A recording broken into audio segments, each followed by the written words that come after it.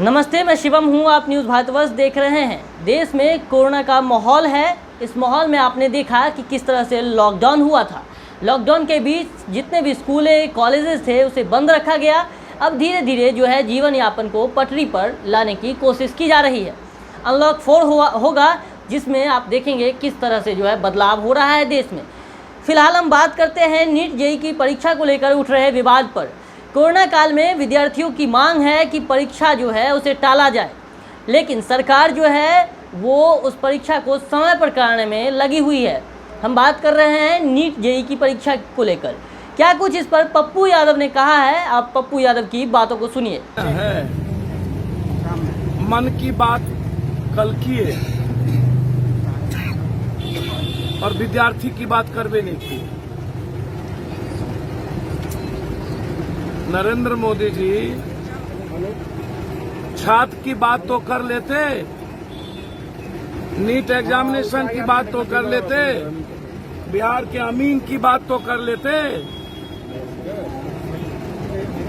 यह चिंता बिहार सरकार की नहीं है, उनकी चिंता है सत्ता पर कैसे आवाज किया जाए। चुनाव के अंतिम सप्ताह कैसे हम उद्घाटन शिलान्यास करके लोगों को ठगें।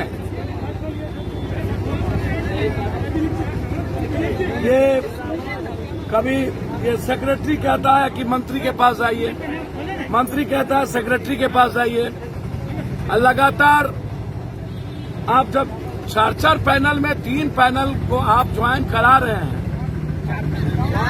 5 में 4 पैनल को, और दूसरा चौथा पैनल को आप लगातार दोहरा रहे हैं, अपने तरीके से पैसे वसूलने की तैयारी करते हैं। तो हमको तो समझ में नहीं आया कोई बात।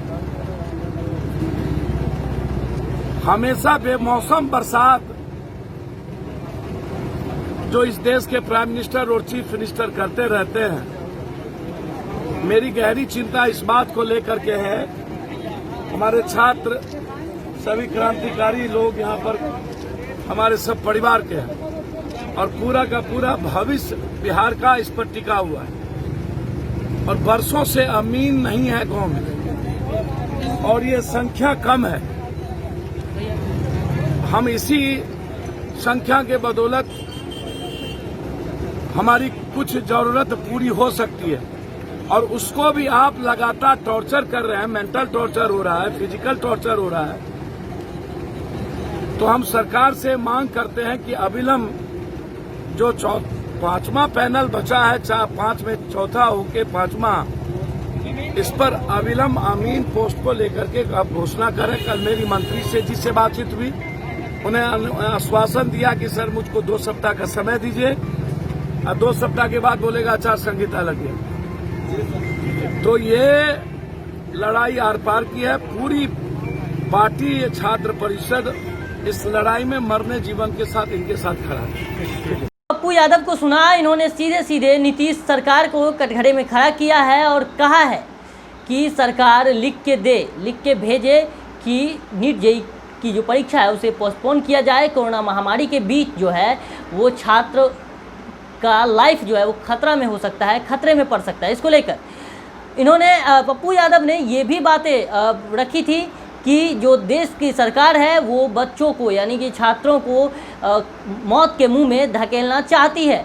कहीं ना कहीं ये सब बातें जो हैं ये बड़ी बातें हैं और सरकार को इस पर सोचना चाहिए।